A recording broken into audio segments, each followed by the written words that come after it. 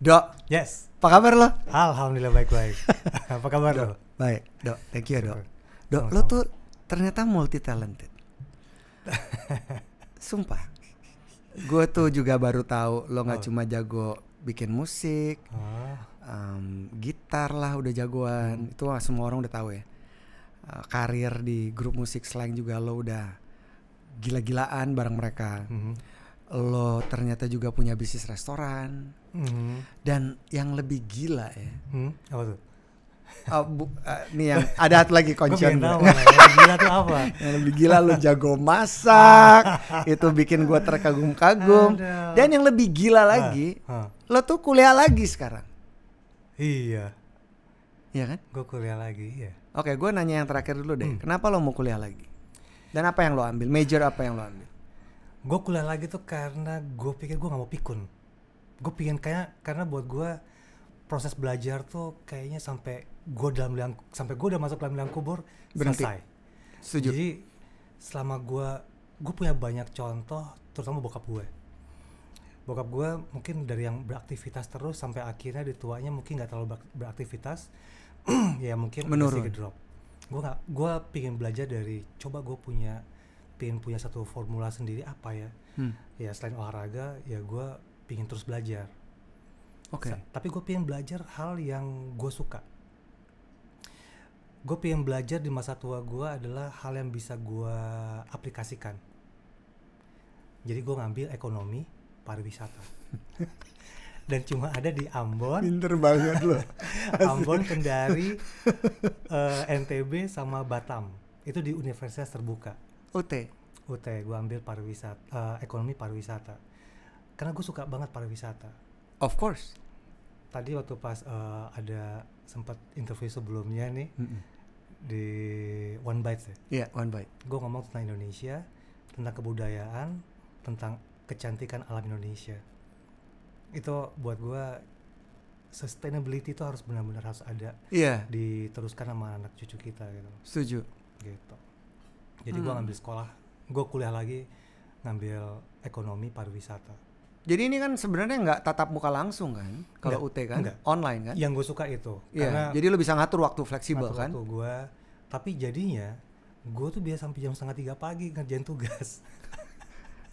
Gue belajar bisa jadi jam 10 malam sampai Mahasiswa yang teladan. Terus lo inget tuh nggak? Ada nggak orang yang setua lo di situ?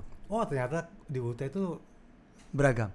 banyak kan emang yang udah Senior. senior kebanyakan. Ternyata Oke. gue ngerasa gue paling tua, ternyata ada lagi, wah semangat banget gitu jadinya.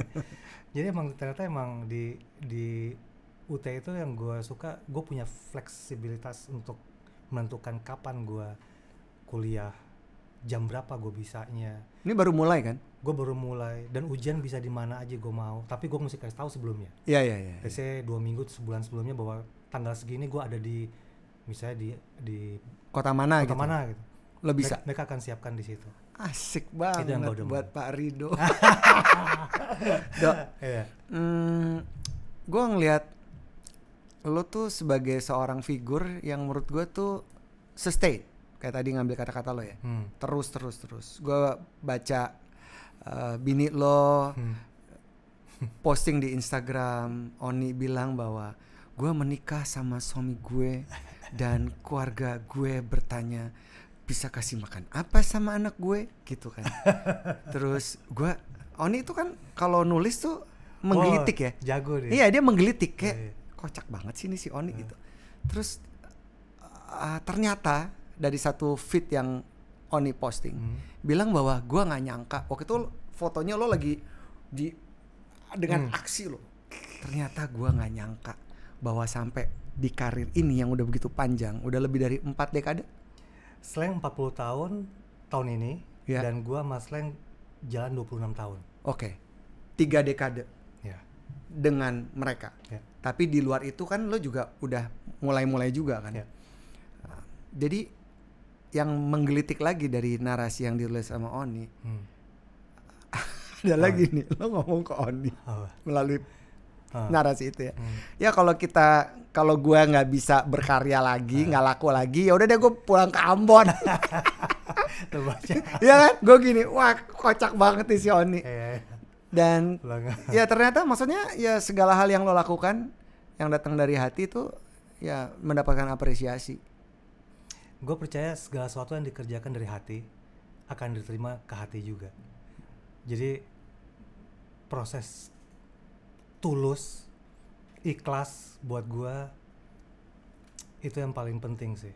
Gue nggak butuh, artinya bukan nggak butuh. Gue nggak mikirin dari segi ekonomi seperti apa. Yang gue butuhin adalah saat gue mengerjakan sesuatu orang lain bisa menikmati, ada manfaat buat banyak orang.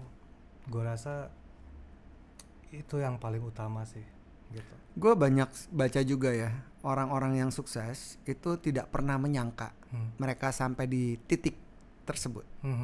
Begitupun juga dengan lo dong. Gue nggak pernah mikirin. Lo nggak pernah mikirin? Serius? Sama sekali? Sama kayak misalnya gini loh, kayak kita berbuat baik, gue nggak mikirin Tuhan tuh ngasih gue apa imbalan apa. Gue nggak mikirin, pokoknya bikinnya baik dulu aja. Karena buat gue kalau berhitung-hitung seperti itu kayak kita ngitung dong gitu. Yeah. Terus kalau kita bikin, misalnya gue bikin karya, gue ngitung dong, berarti kayak lakunya seperti apa, ininya seperti apa. Artinya kalau kita memikirkan secara marketing oke. Tapi kalau mikirin itu bakal booming, nggak ada teorinya. Betul. Gue sekolah musik pun nggak ada teorinya bikin musik yang hits misalnya. Iya. Nggak ada. Betul. Nggak ada. Itu kan semua bawah sadar. Betul. Karena kan banyak juga produser atau sutradara film di Hollywood bahkan nggak pernah mengetahui apakah film ini akan jadi box office atau enggak gitu kan. Benar. Lo dapetin nilai-nilai kebaikan itu ada pengaruh dari keluarga mungkin atau datang dari dalam diri atau terinspirasi oleh suatu hal? Dari nyokap gua. Terus boleh cerita apa yang nyokap lo selalu sampaikan kepada lo ketika lo masih tinggal bersama beliau? Yang gua dari nyokap gua tuh suka ngasih, ngeberi terus. Dermawan. Terus kalau misalnya ada orang kawin pasti datang, ada orang meninggal pasti datang, dan dia sempatin kemanapun dia pasti datang. Dan dia sih nggak pernah bilang harus kayak gimana nggak, tapi dia kayak nyontoin aja. Jadi lo lihat itu sebagai anak bungsu dari 7 bersaudara. Tahu banget sih. Iya anak bungsu dari 7 bersaudara. Dan gue pikir ya itu yang bikin gue cara nggak sadar di usia gue setelah married ya, baru gue mikir tuh kayak oh ternyata ini ya nilai-nilainya gitu. Ditambah Oni juga satu ini sama gue, buat gue kayak kita suka bikin hal-hal yang apa ya, ngebantuin orang tuh kayak, tapi kita nggak pernah ngomongin sih ya. Iya. Artinya kita bikin bantu-bantu aja dan cocok gitu. Artinya pemikiran dia kadang-kadang gue suka nggak setuju, tapi akhirnya gue tetap support dan gue pikir oh ya dia bener gitu. Jadi gue pikir emang butuh partner in crime nih buat ngelakuin apapun lah. Ya mungkin kadang-kadang lo nggak lihat. Gue nggak lihat. Iya kan? Bener. Dan gue nggak sadar juga, tapi orang lain gitu kan. Sama kalau hal baik juga buat gue sih kayak sebenarnya semua manusia tuh punya itu. Sekarang kayak lo bilang aja gimana kita ngegalinya kan, bagaimana kita bisa fokus dan segala macam. Buat gue hal kapan ya gue bilang itu, kok bilang apa? Di atas. Oh di atas. Oke. Gue kan suka nggak fokus. Oh iya. Mesti diajarin terus ya. Oke, gue ikutin loh. Oke, asli. Jadi buat gue itu sih, tapi ya semua orang punya rasa buat bikin sesuatu yang baik. Semua orang pasti punya filter buat bikin suatu hal yang baik. Tinggal gimana kita sadarin aja gitu bahwa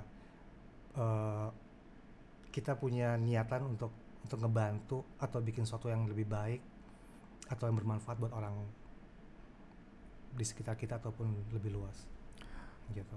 Ada stigma rocker tuh ugal-ugalan. Lo menyebut diri lo seorang rocker atau seniman atau? Gue lebih suka gue dibilang seniman. Kalau dibilang rockers atau rockstar itu mesti lo yang ngomong ke gue atau orang lain yang ngomong. Kalau gue bilang gue nih rockstar, Widih. itu nggak rockstar. Ngeri banget ya. Itu berarti manusia itu nggak rockstar. Ngeri. Beneran. Aduh. Gue nggak mungkin bilang I'm a rockstar, I'm a rockstar gitu, enggak. Orang lain yang mesti bilang ke gue gitu. Kalau gue ngomong gitu biasanya buat bercandaan doang. Iya. Tapi gue nggak bisa bikin satu statement bahwa I'm a rockstar. Karena itu orang lain. Kalau saat gue ngomong gitu buat gue, lo belum. Iya. Jadi gue nggak pernah ngomong. Tapi lo nyaman dibilang bintang, rockstar, Itu artis? buat gue artis, iya gue artis. Dan gue harus menyadari itu bahwa emang gue di situ. Kalau orang bilang gue rockstar, orang bilang ya udah. Nggak apa-apa aja. Nggak apa-apa. Orang bilang gue legend, nggak apa-apa. Orang bilang, gue nggak bilang. Iya. Jadi biar aja orang ngomong. Gue sih nggak mau temenan lagi sama lo kalau lo menyebutin lo sebagai seorang legend. Aduh, gue udah deh dok, gue gak deh. Gue juga kayaknya sikat gigi banyak deh. sampai bolong gitu. Bolong. Ya gitu. Jadi kalau dibilang gue orang ngomong gitu nggak apa-apa. Orang bilang gue artis, iya gue seniman. Iya. Gitu.